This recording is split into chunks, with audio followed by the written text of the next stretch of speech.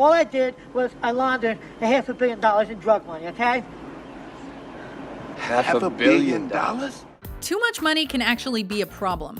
Welcome to WatchMojo.com, and today we're counting down our picks for the top 10 money laundering schemes in movies and TV. To conceal the source of money as by channeling it through an intermediary.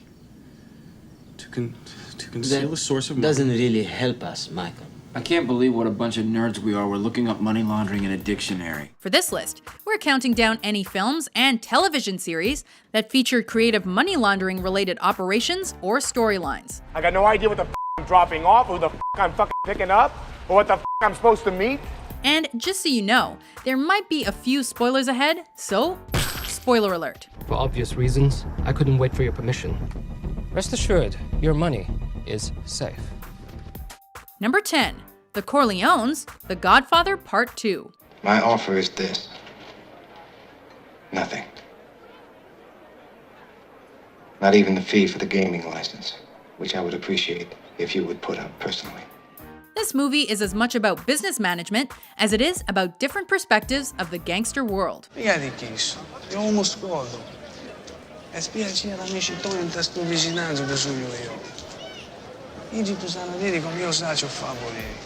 Don's Michael and his father Vito trade screen time to show how the crime syndicate known as the Corleone family was founded and sustained. You gotta understand that your father has plans for you. Now, many times, he and I have talked about your future. Talk to my father about my future. In Vito's case, it was through the legitimate and successful cover of an olive oil importer. And knowing the mafia biz, it's a fair bet Michael was overseeing some similar operations in his own time, even though he dreamed of cleaning up the family's act. I'll change. I've learned that I have the strength to change. Number 9, Dishonor Among Thieves, Heat.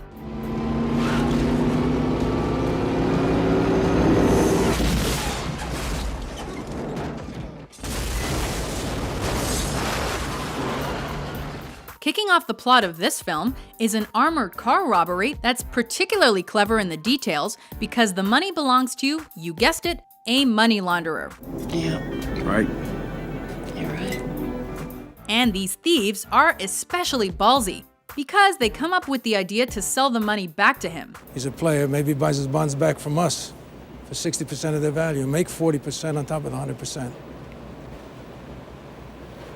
Sell it back to him instead of going to the street. That's an extra $320,000 to you. But we all know criminals don't always do business the conventional way. Before you know it, things escalate to an ambush and we're embroiled in a cat and mouse revenge plot with the police involved. If it's between you and some poor bastard whose wife you're gonna turn into a widow, brother, you are going down. Number 8, Lack of Trust, Made. So now we're talking money laundering. Would you tell Peter Jennings to shut the fuck up and listen? The mafia has the biggest reputation for successful money laundering, so there's no room for error in ensuring the competence of their employees. What are you talking about? 2 strikes, Bobby. And the second one was big. Well, somebody clearly forgot to mention that to Mobman Max. This crime comedy is about what happens when down-on-his-luck boxer Bobby is tasked with securing a serious money laundering arrangement. Do not open these envelopes until you have left the office. Unfortunately, Bobby lets his overzealous friend Ricky tag along, and needless to say, things don't go great. I can see the red plug in your fucking barrel. Listen to me. I intentionally make this gun look that way because I'm smart. And I don't want to draw it. Number 7, in plain sight of the law, The Firm. You're not the firm's only concern here. We put you into deals with other clients where they may be very sensitive about exposing their relationships to outside attorneys. It's pretty creative to hide the illegal operations of the criminal underworld in the books of a law firm. But if any organization is brazen enough to do it, it's the mob. You think I'm talking about breaking the law? No, I'm just trying to figure out how far you want it bent. As far as you can without breaking it. newbie associate at Bendini, Lambert & Locke, Mitch McDear is caught between working with the mob or snitching to the FBI due to the morally ambiguous conflict of attorney-client privilege. If you'll privilege information that violates attorney-client confidences, get me disbarred, then testify in open court against the mafia. Well, unfortunately, Mitch... Let me ask you something. Are you out of your mind? You see, he's discovered the details of BL&L's money laundering scheme, which involved overbilling and mail fraud, and must decide how to escape the situation with his life intact. Mitch, what can I do you for? Have a seat.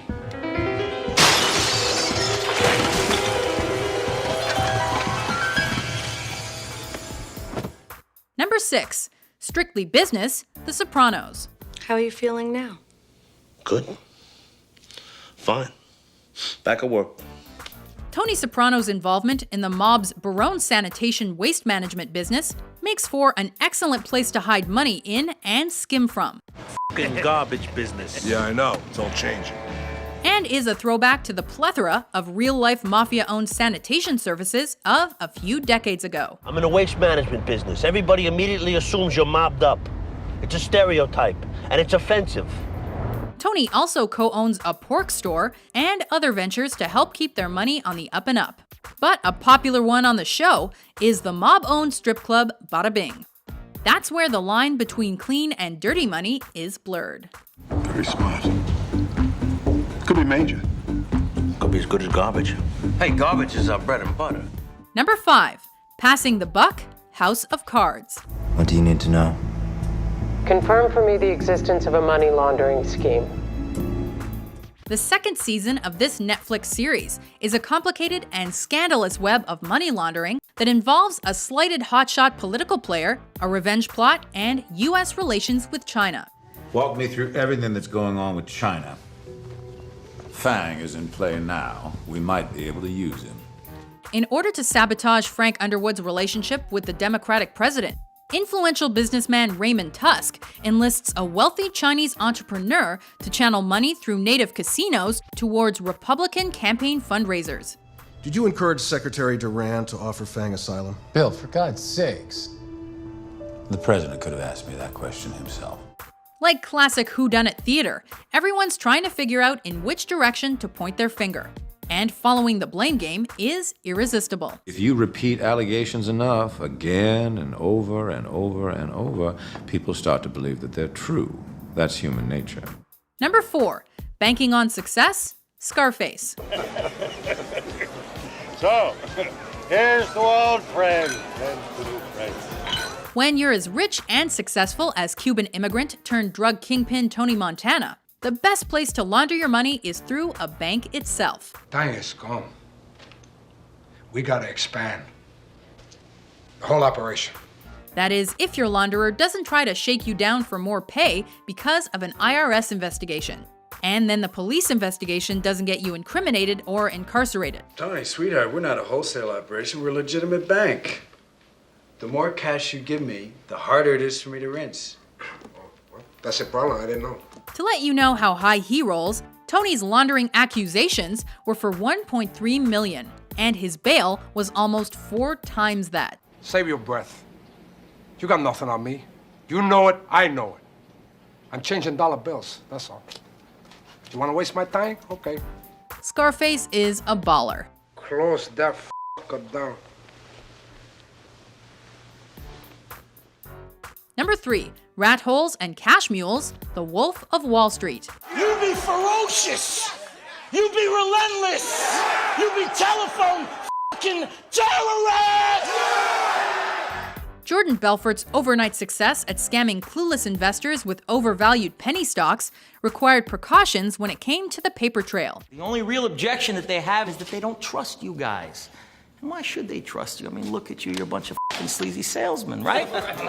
One such precaution was the use of rat holes, which was his method of distributing his stock to others, with instructions to let him manipulate it by proxy. Of the 2 million shares offered for sale, 1 million belonged to me, held in phony accounts by my rat holes. Now, once the price hit the high teens, you know what, who gives a shit? As always, the point is this. $22 million in 3 f***ing hours! Aside from his pump and dump scheme, he also smuggled the undeclared income into a Swiss bank account through acquaintances who held the passports that allowed them to travel and deposit for him regularly. I guess we'll take like 50 trips. No wonder he made so much money. Well, we don't work for you, man. Sweetheart, you have my money taped to your tits. Okay, technically you do work for me. Number 2, the empire business, Breaking Bad. Jesse, you asked me if I was in the meth business or the money business. Neither. I'm in the empire business. Several businesses were potential fronts to cover up Walter White's rise to meth manufacturing crime lord and increased money-making. From a nail salon to laser tag. Well, you want to stay out of jail, don't you? I mean, you want to keep your money and your freedom. Because I got 3 little letters for you, IRS. Ultimately, Walt's money-minded wife Skylar convinced him his former place of business was the perfect way to wash their money and some cars. So they purchased the A1 car wash. Hey, how come you guys always give with the air freshener? I explicitly say I want no air freshener, and every time I drive away smelling like an Alpine whorehouse. But eventually, Walt's Blue Sky meth was making him so much money, even that wasn't enough. There is more money here than we could spend in 10 lifetimes. I certainly can't launder it. He should have done what Gus Fring did. His successful fast food chain, Los Pollos Hermanos, distributed and smuggled both the product and income. Are you hungry? We're not here for the chicken. Before we tumble dry our top pick, here are some honorable mentions. The IBBC's Manhattan branch is the epicenter of its U.S. money laundering operation. Schumer and I were working this case together. Agent Salinger and his department have been assisting us. We get caught laundering money, we're not going to white-collar resort prison. No. We're going to federal pound-me-in-the-ass prison. I don't want to go to any prison. Now, I don't know if the triads paid you to get rid of Tan, or if it was a pure vendetta killing, or if you're involved in the smuggling yourself. But you're off this case. I don't ever want to see you again. Is that clear? Michael, I know what you're thinking. It's okay. Relax. Mr. Felgate, where did you want this? I hate math. So for your $3 million that we shrunk for you, you get $2 million in clean money back. Less our percentage, $300,000. I'll be delivering these to your dealer. Number 1, a little off the top, casino.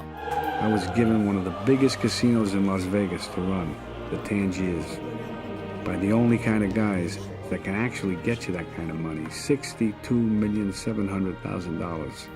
Everything about this mafia-owned casino is corrupt. From the gaming laws and licenses to the ledgers, executives, and employees. The guys inside the counting room were all slipped in there to skim the joint dry. They do short counts, they lose fill slips, they'd even take cash right out of the drop boxes. Ace Rothstein is sent to run the Tangiers and its money laundering operations. 3 f***ing jackpots in 20 minutes? Why didn't you pull the machines? Why didn't you call me? Well, it happened so quick. 3 guys won. I didn't have a chance to call Oh, you. you see the scam? You didn't see what was going on? And let's just say the number of dollars the Tangiers makes and the number of dollars the IRS is told the Tangiers makes at tax time are 2 different things. It's considered leakage. Leakage my balls. I want the guy who's robbing us. But what sets the business afire are the disputes over skimmed profits. If you don't have my money for me, I'll crack your head wide open in front of everybody in the bank. But things fall apart even more when the FBI starts listening in. Every FBI man across the country had their ears open now. Because if you want something done right, you gotta do it yourself. Then do it the way you want. What can I tell you? Do you agree with our list? Which money laundering schemes did we miss? You know, I can't figure out, how is it that all these stupid Neanderthal mafia guys can be so good at crime, and smart guys like us can suck so badly at it? For more top 10s published every day, be sure to subscribe to WatchMojo.com. Having the cash to make it possible. Michael, we're bigger than U.S. Steel.